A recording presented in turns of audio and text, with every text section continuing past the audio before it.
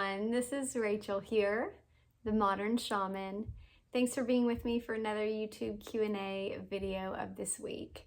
And I wanted to give a special little note of gratitude and say thank you to you all that sent me beautiful birthday energy last week. It was fully received. I always feel so much of y'all's energy and really the intention behind the words. So when y'all really say anything, like when y'all comment, there's so much received from those multidimensional realms when I let myself fully open to receive them. So thank you all. And just like a deep blessing. It genuinely makes an impact. That's all I could say. Is it genuinely makes my day better. It makes my week better. I just genuinely feel so impacted by your words and the kindness that you all send to me. And I felt so loved. And it just made for an amazing birthday, amazing day, amazing feeling, amazing moment. So thank you guys. I will say, if you're new to this channel, I'm glad you're here. I had my birthday last week. That's what all that was about. But if you're new, then I would love for you to go to my website. I offer one-on-one personal sessions. If you've never done that, I would love to connect with you. They can be in my office here in San Antonio, Texas, or you can do them online. I do Zoom conferences, phone conferences, so really lots of ways to connect.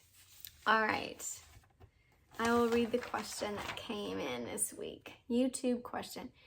It says, "Hi Rachel, we are currently going through a miscarriage at 12 weeks pregnant, and it's been very emotional and a sad period for us. We're wondering about the spiritual meaning behind a miscarriage and hoped it would help us grieve the loss of our baby. We feel the soul wants to come earthside, but maybe the timing wasn't right, or the physical vessel wasn't, just as it was supposed to be. Does the same soul try to come again? Thank you."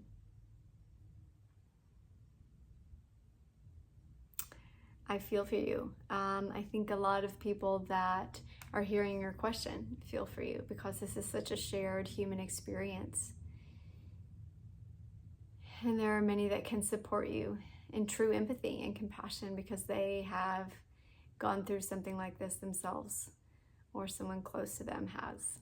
So I'd reach out to your community right now. And hopefully you are, as I'm a part of your human community. Is there a spirit, I'm looking at each of your questions, is there a spiritual meaning behind the miscarriage? I will say that you never lose that baby. You may lose the form that was being created, but that soul is eternal, just as your soul is eternal. And the last question you said is, does the same soul try to come again? Absolutely. And I know that from my personal experience, and I can speak to it from that. I also lost a pregnancy about 6 months in, like we were nearing the third trimester, or in that third trimester at the very end, and went to the doctor and they just could find no heartbeat anymore. She just passed while in the womb.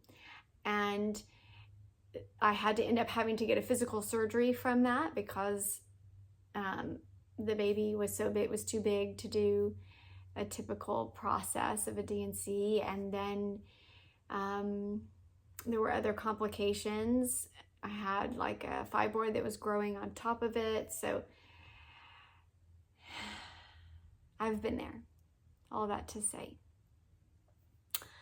And there is a process, and you will know this with other pregnancies, but there's a process as a woman and as the husband or as the man or as the woman that is a partner to the other that is going through a pregnancy. Essentially, there is a cycle there that has its own birth and death cycle within that process.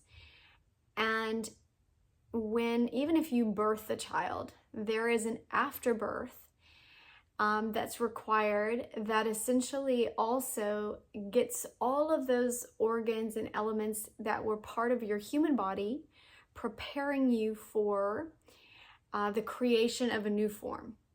That's how the human form works, right? We have the placenta in us that grows, and then we have to get rid of that as well, and that dies off as well. We have to finish the death process. Otherwise, we carry around the death inside of us. So from a shamanic perspective, anytime we experience loss, and remember, this can just be the loss of expectations, the loss of hope that you were excited for. This can be the loss of part of your identity as a pregnant person. You're no longer pregnant. Loss is experienced in a lot of ways. And the body, as it's preparing for a soul to enter it, it's creating a form. And so the hormones change, your neurology changes, the cells change. A lot of your body starts to move into the birth cycle. So you have to finish that cycle and let the death occur. And my recommendation for that, to finish the death cycle when it's kind of abruptly forced upon you, or it feels like the soul chooses that and you're not aware of it yourself as the housing component of that form. If your child's soul says, okay, this is not right, the form that I was creating isn't quite what I want. Maybe there's expressed genes here in the DNA that I didn't really want for this incarnation, okay? Maybe that was some sort of birth defect, or maybe they weren't expressed yet, but they knew that those genes would later become expressed in their lifetime in a culmination of experiences, and they didn't want that for their particular life path or purpose. Or maybe the timeline, this is often what happens. The timeline that's inclusive of all probabilities that are happening on this earth within the species, within their particular nuclear family, within the particular gender that they're choosing to be a part of, within the dynamics of the culture and the geolocation that they're choosing to be born in and be a part of. If the probabilities there, which are always kind of changing and waning like this nucleus itself, as it's growing and changing, and they are monitoring, that soul is monitoring in its highest form of intelligence beyond a human brain, right? Because it's not limited to the human form yet.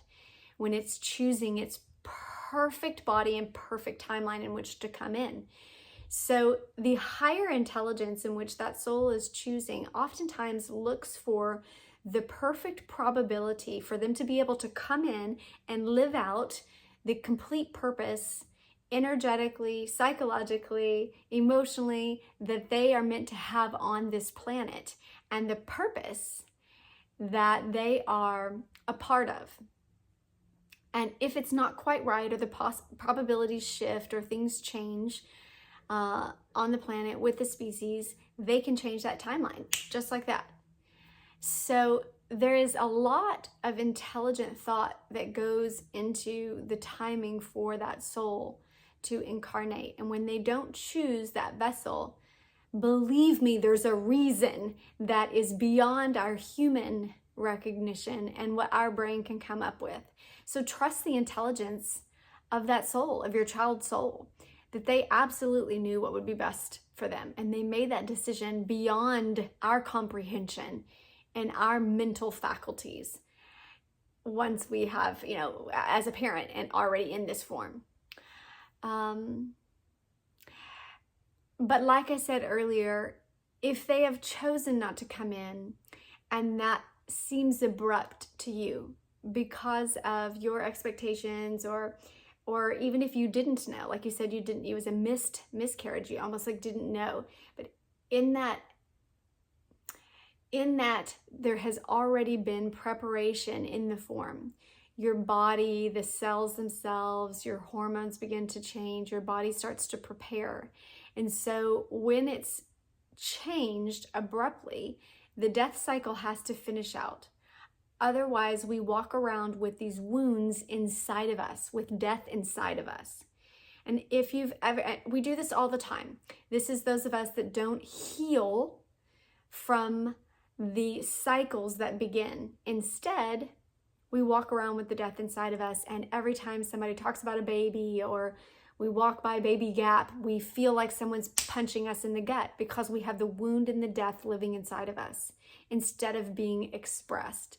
So my recommendation would be to finish that cycle. Finish that cycle, and only you know how long that is for you. Just like with grief, when we lose someone that we have spent a lifetime with, the grief cycle is different for everyone, how long it takes for you to move fully through that cycle of recognition and celebrating their life and celebrating what it was of those expectations, what you were hoping for, and then moving through the recognition that they have transitioned, that you still have connection with their eternal soul. And I'll give you an example of that, because when I lost that pregnancy, and I was 6 months pregnant, I had to have the surgery, and so I was kind of bedridden. I was really slow moving, and my rehabilitation took a while. And I was in the house a lot, kind of moving slowly from room to room, and I was alone a lot. So during that time, I would be in the restroom or in the bathroom, and there was this red cardinal that would tap at the window. And I'm like, that's weird. There's a bird tapping at the window. I started noticing it. And then I would be in the bed. I was reading a book, and then that same red cardinal would be tapping at the window. And then I would be eating dinner or a snack in midday, and that bird would come into my living room and tap near the dining room window. Or when I was in the office, literally typing and writing, that same bird would come to the office window. It's just like tracking me all the way around the house and trying to get my attention. And finally, I began a dialogue with this spirit that I found and felt like was my daughter's soul that was still in contact with me and wanted me to know that it never left me. It was right by my side.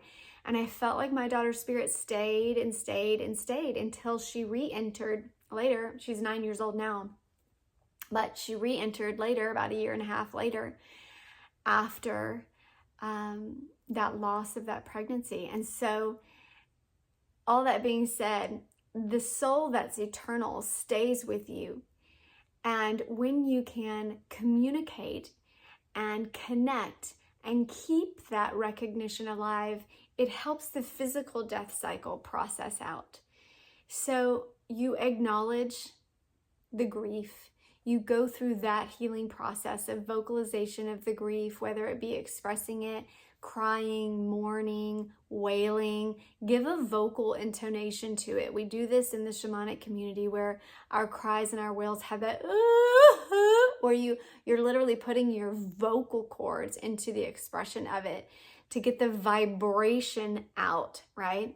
You can do, if you have anger built up, you can do anger release tactics, right? Where you grab like a stone, I have my stones right here, a large stone, and essentially you let them embody or take in the energy. So you do an energy transference where you hold it right in the palm chakras, you activate the palm chakras, you get that heat and the blood flowing here, and then you use the bloodline energy. It's very active in the palm chakras.